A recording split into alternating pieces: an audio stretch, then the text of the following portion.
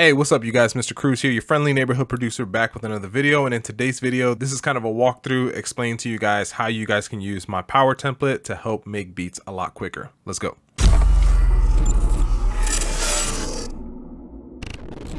All right, so when you open it up, this is kind of what it should look like. And ideally, it just has a lot of the same elements that I use in all of my beats already there. Like I'm always gonna have an 808 and a kick and a snare and all these other things. The snare and these are going to be muted, but the snare, clap, and hi-hat pattern are just kind of generic. So if we kind of just like listen to this, let's just do the snare and the hi-hat.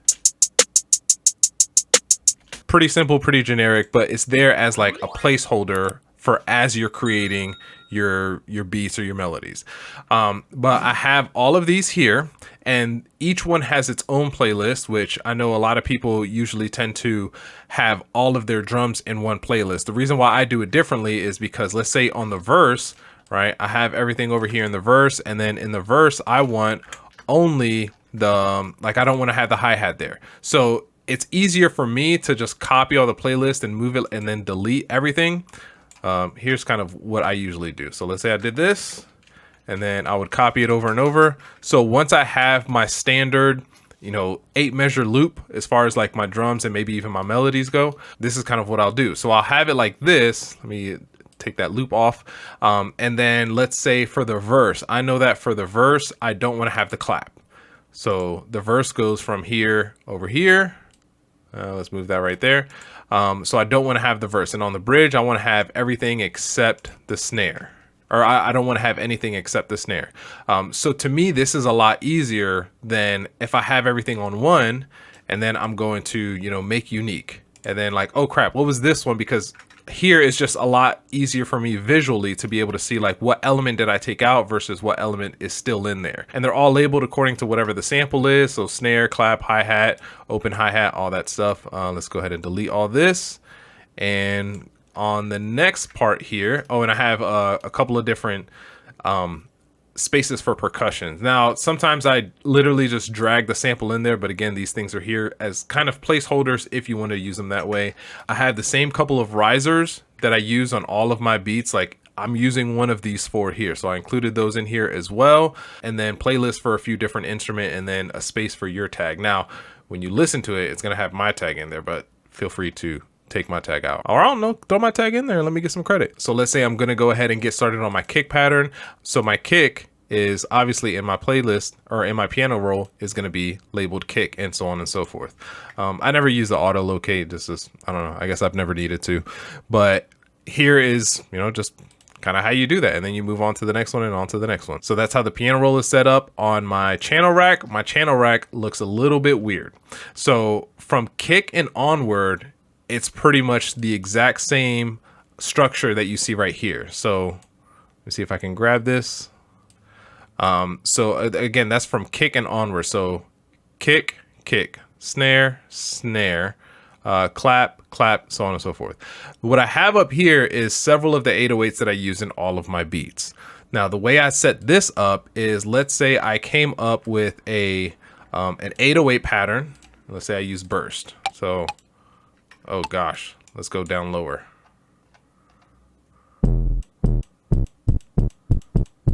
Boom. So let's say that was my 808 pattern. So here I'm just going to select, I'm going to hit Control C, right? You can actually kind of just copy, and then you can press paste. That doesn't copy the sampler, it just copies whatever the pattern is in the piano roll. And actually from here I can just kind of scroll down and hit Control V to paste that same pattern in all of my 808s. And what I'll do is mute all of my 808s and then play them one by one. Let me see if I can do this from back to the beginning.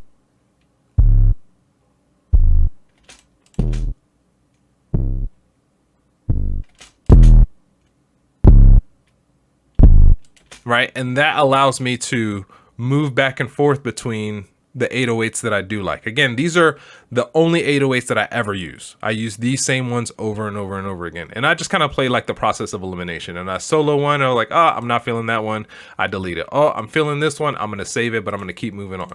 And this just allows me to kind of create things a lot quicker, in my opinion, or at least to be able to use a lot of different samples of 808s without having to dig through like my drum kit folder. And then everything else is just pretty self-explanatory as far as, you know, the channel rack. Channel rack is not really all that exciting in my opinion, like when it comes to my template. And let's go over here to the mixer. And in the mixer, I just have a couple of things spread throughout, and then I have everything routed out to the master channel. So starting with the drums, all of these right here, right, they're all color coded. So everything in orange is being routed out to the drums bus, right? You can kind of see as I highlight everything or as I move across each single individual one, they're all being routed out to the drums bus. The instruments are all in blue and they're all being routed out to the instrument bus. Both the drum bus and the instrument bus are being routed out to my submix. My submix is what I use to kind of function like my master channel, because in my master channel, I don't really have anything other than, bam, a dB meter, the Fruity dB meter, just so I can make sure that I'm not clipping. So I'll walk you guys through, and all of these things are completely free. So you should have had zero problems opening this. If you did open it and then you got an error saying like, hey, you're missing a plugin, make sure to go check the README file and then download the free plugins that I'm using in this. Again, everything in here is either stock or is free, so you should have no issues. So starting out with my 808s, I just have an EQ, usually to like filter stuff off. These are all set to default, but I would normally throw like a low pass filter on here, saturation knob because I like saturation, and then Cymatics Diablo Light, and this I just kind of use as a clipper if I need to. I don't always, it's just if I need to. And then the tuner over here, this is in case you wanted to use your own 808. So let's say you had an 808 that you liked and that you wanted to use and you didn't want to use the one that I included in here. So I'm going to show you guys how you can how I use the tuner in order to help my 808s, you know, make sure that they're good. So I'm going to take this one and I'm going to set it to default here. So with my 808 selected, let me make sure that I hit C2. I'm pretty sure that's C2. So I'm going to right click and hit edit in audio editor. This is going to pop up, right, Edison. And I am going to select this one right here, this little marker, and then select detect pitch regions. This one says C2. So I'm going to go back here to my wrench and make sure that I have C2 selected. And the way I select it is actually you right click it. You don't left click it, you right click it. And that'll set the root note. Make sure this is set to self cut.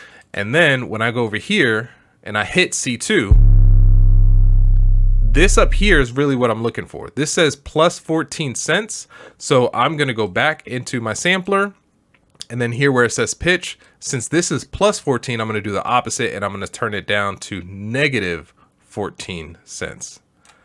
And now, boom, it should stay right. That's kind of where I want it. I really want it ideally in between these two. But if you can get it as close to the center as possible, that's great. So again, if you have an 808 that you want to use, route it out to channel 1 and the tuner's already there for you to use.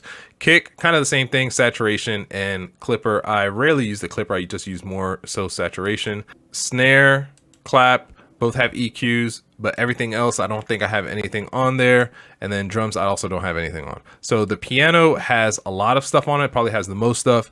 Just a EQ, the vintage chorus that comes stock, and some reverb on there for the piano.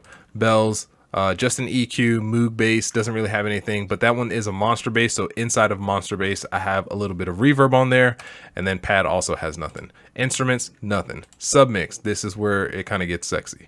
So I have the EQ up here at the top. This is just if you like realize that you need a little bit of high end or if you need a little bit of low end, that's what the EQ up here is for. And then down here at the bottom, shout out to Larry O because I learned this trick from him. I have the Fruity Soft Clipper. So the Fruity Soft Clipper, I'm going to set that. I literally just have it set to negative 1 dB. I don't want it to go into hard clipping, and I have my limiter. The limiter is really just there to act as a ceiling. So I have that set to 0 just in case this decides to not function. This is definitely going to catch it, and this will give you a little bit of hard clipping. So at the end, after my beat is mixed, when I want my beat to be nice and loud without clipping, I'm gonna be turning up this post knob until it's as loud as I feel like I like it or as I need it to be. There you guys go.